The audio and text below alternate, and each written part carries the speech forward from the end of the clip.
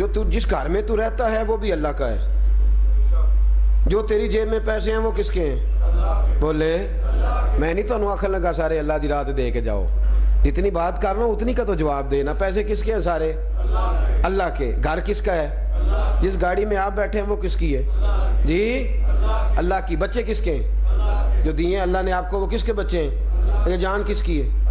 بولے اللہ کہتا ہے آؤ شہید ہو جاؤ میرے رستے میں. آنے نے جو حکم ہی نہیں صحیح آیا. جان کس کی ہے؟ جان پاویں نہ جان میرے محبوبہ، میں لگیاں توڑ نبھیساں تے شہر تیرے دے ٹکڑے منگساں تے تیرے کتیاں دے پیر چمیساں. آزم جان امانت تیری جدو منگ سیں پیش کرے ساں. جان امانت تیری تے جدو منگ سیں تیری ہے نا. تو جس وقت تو مولا حکم فرمائے گا فوری طور پہ تجھے واپس، تو یہ سارا کچھ کس کا ہے؟ امانت اللہ نے ہمیں دیا ہے. تو امانت بھائی کرائے کے مکان میں جو شخص رہے، مالک مکان چیک کرتا ہے کہ تو نے دیواریں کالی تو نہیں کر دی.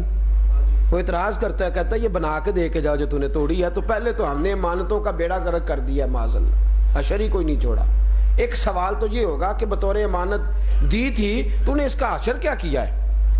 اور پھر دوسرا سوال یہ ہوگا کہ جب تجھے بطور امانت دی تھی تو تکبر کس بات کا؟ تکبر مالک کرتا ہے. کسی کے پیسوں پہ موج کرنے والے کو تکبر نہیں کرنا چاہیے. جب تیرے پاس اپنا ہے ہی کچھ نہیں تو غرور کس بات کا ہے؟ غرور کس بات کا ہے؟ جب تو وہ شخص ہے کہ رب کریم اتنا بے نیاز ہے کہ تیری حق حلال کی جائز کمائی کا پکا ہوا گوشت ہو، وہ چاہے تو تیرا پیٹ خراب کر دے، تجھے کھانے ہی نہ دے. تکبر کس بات کا ہے؟ تیرے پاس مانتے ہیں ہر چیز. غرور کس بات کا ہے؟ تو بن کے بیٹھ گئے. ایک تو جب تصور امانت آتا ہے نا تو پھر غرور نہیں ہوتا. جو سمجھتا ہے نا اللہ کا ہے، میرے پاس جو کچھ بھی ہے وہ اللہ کا ہے، پھر وہ اکڑ اکڑ کے نہیں چلتا. وعباد الرحمن الذین یمشون علی الارض ہونا.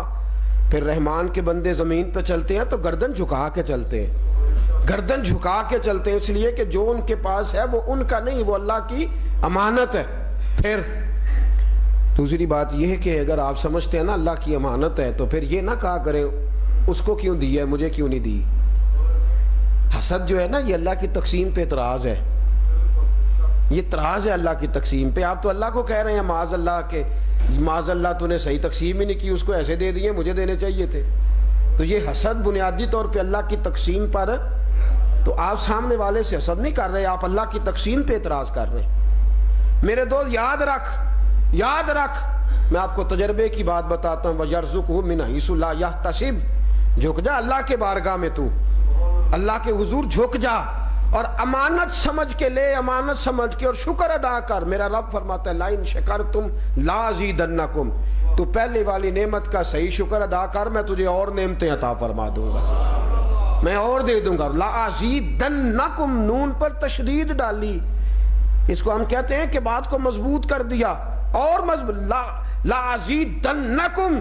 پر میں کچی بات نہیں کر رہا. تیرا رب فرماتا ہے ضرور اور عطا فرما دوں گا، ضرور اور دے دوں گا. بات مضبوط فرمائی.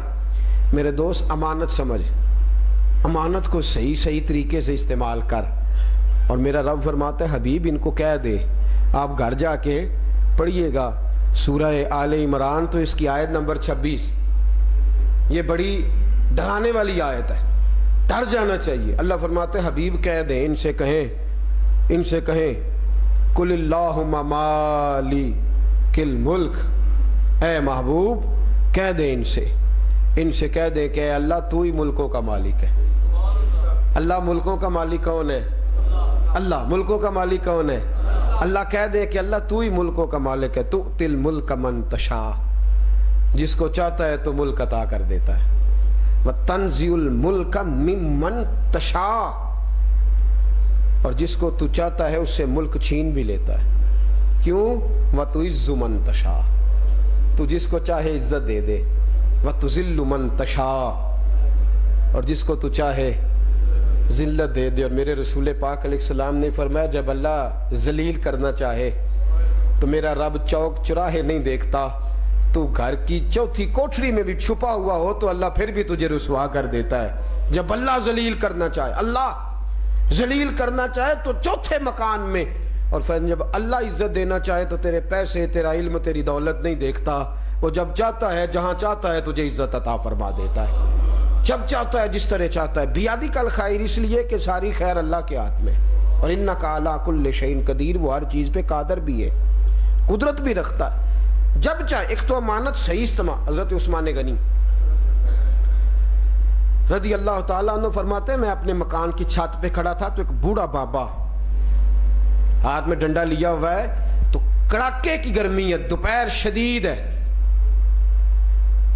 تو وہ نا اپنا اونٹ ہانکتا ہوا آ رہا ہے۔ حالانکہ وہ رواج یہ ہے کہ گرمی کے موسم میں لوگ یا سویرے سویرے اونٹ چراتے ہیں یا شام کو، تو یہ بڈھا ہے دوپہر کے وقت۔ آپ فرماتے ہیں میرے دل میں بدگمانی آئی، دیکھیں صحابہ کتنے صاف گو ہیں، فرماتے ہیں میں نے کہا مجھے لگتا ہے لالچی ہے، اس کو دوپہر کو بھی سکون نہیں، ساری دنیا غریب بھی اندر بیٹھے ہیں اپنے اونٹ لے کے، اور یہ شام دوپہر کے وقت بھی اونٹ ہانکتا پھرتا ہے۔